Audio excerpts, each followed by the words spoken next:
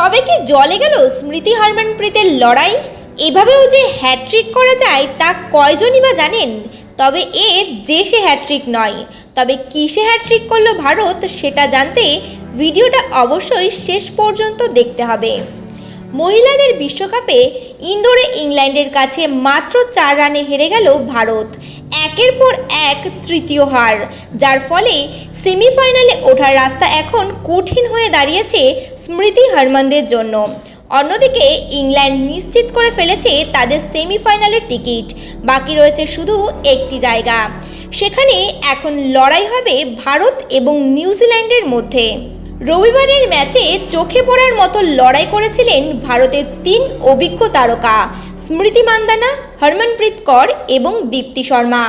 স্মৃতি ও হরমন দুজনই চাপের মুখে অর্ধশত রান করেন, আর দীপ্তি করেন হাফ সেঞ্চুরি এবং নেন 4টি গুরুত্বপূর্ণ উইকেট।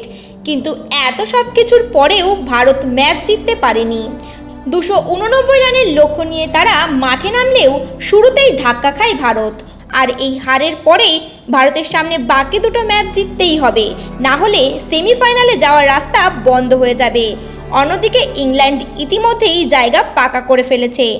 এখন শেষ সেমিফাইনাল স্পটের জন্য ভারত ও নিউজিল্যান্ডের মধ্যে হবে হাড্ডাহাড্ডি লড়াই।